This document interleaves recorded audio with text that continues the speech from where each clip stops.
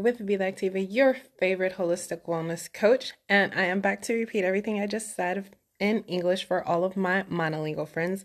So today we are going to be talking about intuitive eating. This is a phrase that I recently learned last week from one of my good friends and coaches, Lusana, and it really encapsulates the way that I eat, and it is something that everyone that is trying to have a healthy lifestyle, to eat better, as well as maintain a healthy body weight, should know about. So if that is something you'd be interested in, make sure you stick around to the end because I'm going to go over 10 steps to achieve that. So it is getting warmer, mostly. We had a spot of snow here. People may be thinking about at least escaping to locally to some body of water. And some of my friends in the southern states, they already have that opportunity. And so you may be thinking, what can I do to achieve that beach body? But maybe sometimes in the past you have not been able to do that. A lot of it, and we know this, right? We know exactly what we need to do, has to do with psychology. And that's why it is so important to make sure that we are creating a lifestyle that's going to be sustainable for us. So again, I have all types of videos on all types of eating styles, and I always say for you to listen to your body. So I have them on plant-based versions, and I just recently did one on carnivore. And so the important thing is to listen to your body. But how do you actually put that in practice, and how do you actually do that? Well, these are some of the steps that is under intuitive eating. So again, 10 steps. Step number 1, reject the diet mentality. Throw out the diet books and magazine articles that offer you false hope for losing weight quickly, easily, and permanently. Get angry at the diet culture that promotes weight loss and the lies that have led you to feel as if you were a failure every time a new diet stopped working and you gained all the way back. If you allow even one small hope to linger that a new and better diet or food plan might be lurking around the corner, it will prevent you from being free to rediscover intuitive eating. So again, it is a lifestyle. It's habits that you're trying to develop. It's not a diet. Honor your hunger. So keep your body biologically fed with adequate energy and carbohydrates. That is something that as I was changing the way that I ate, that I needed to do. I needed to adjust a little bit because there were times where I was starting to get hungry and I had to investigate that and make those changes. If you don't, you can trigger a primal drive to overeat. Once you reach the moment of excessive hunger, all intentions of moderate conscious eating are fleeting and irrelevant. Learning to honor this first biological signal sets the stage for rebuilding trust in yourself and in food. Make peace with food. Cause a truce. Stop the food fight. Give yourself unconditional permission to eat.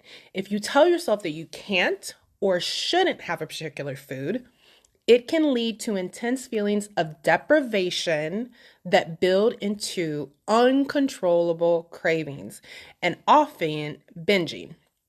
When you finally give in to your forbidden foods, eating will be experienced with such intensity, it usually results in your last meal of the day being overeating and overwhelming guilt, which is something we definitely want to avoid.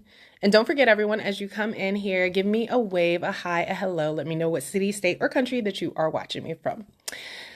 Number 4, we're down to number 4, challenge the food police. So scream a loud no to thoughts in your head that declare you're good for eating minimal calories or bad because you ate a piece of chocolate cake. The food police monitor the unreasonable rules that diet culture has created. The police station is housed deep in your psyche, and its loudspeaker shouts negative barbs, hopeless phrases, and guilt-provoking indictments. Chasing the food police away is a critical step in returning to intuitive eating.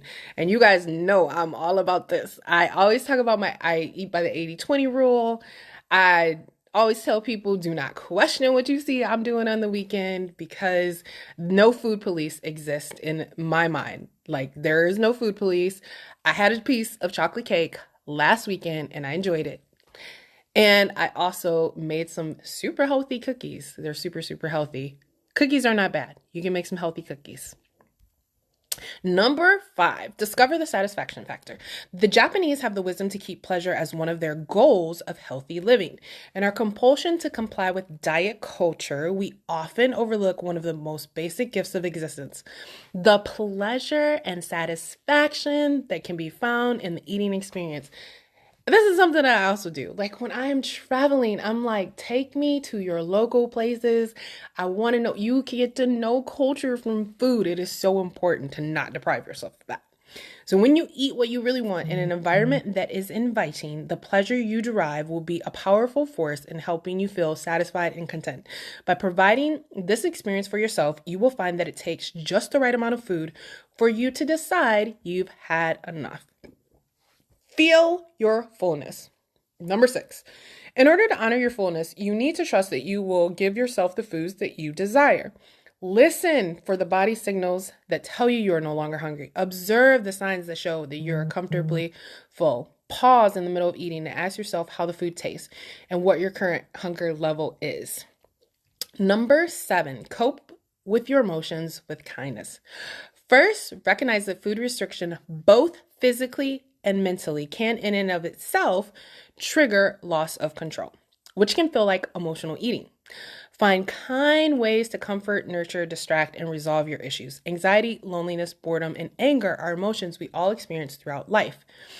Each has its own trigger and each has its own appeasement. Food won't fix any of these feelings. It may comfort for the short term, distract from the pain, and even numb you, but food won't solve the problem. If anything, eating for an emotional hunger may only make you feel worse in the long run. You'll ultimately have to deal with the source of the emotion. Number 8, respect your body. Accept your genetic blueprint. Just as a person with a shoe size of 8 would not expect to realistically squeeze into a size 6, it is equally futile and uncomfortable to have a similar expectation about body size.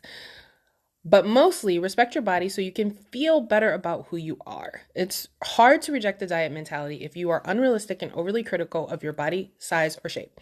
All bodies deserve dignity. Movement. Feel the difference. Forget militant exercise. Just get active and feel the difference. Shift your focus to how it feels to move your body rather than the calorie burning effect of exercise. If you focus on how you feel from working out, such as energized, it can make the difference between rolling out of bed for a brisk morning walk or hitting the snooze alarm. Honor your health. Gentle nutrition. Make food choices that honor your health and taste buds while making you feel good. Remember that you don't have to eat perfectly to be healthy. Again, this is what I preach all the time. You will not suddenly get a nutrient deficiency or become unhealthy from one snack, one meal, or one day of eating. It's what you eat consistently over time that matters. Progress, not perfection, is what counts. So, again, big thanks to my good friend Lusana for giving me this phrase that really totally encapsulates the way that I eat.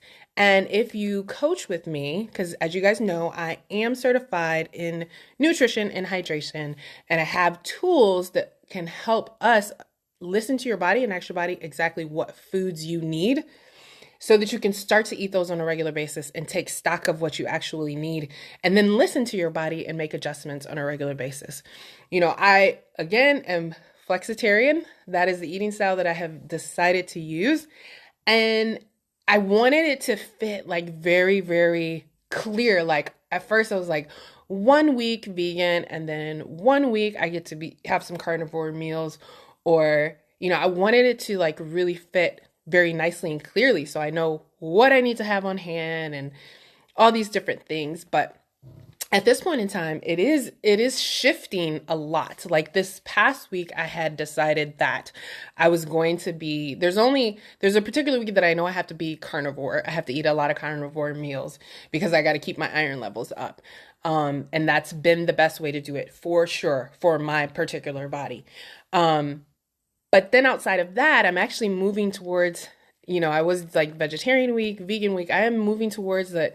You know what? If my body feels like in the middle of a vegetarian week, having a little bit of carnivore, then it might not be that big of a deal because I want to move more towards intuitive eating. So those are the things that I want to share with you. If you need some more information or support when it comes to nutrition, do not hesitate to reach out to me as your favorite holistic wellness coach. And please make sure that you're tuning in for all the things that we are doing this month. We have a lot of exciting things going on. And thank you, as usual, for joining me. Have a good day. Bye, guys.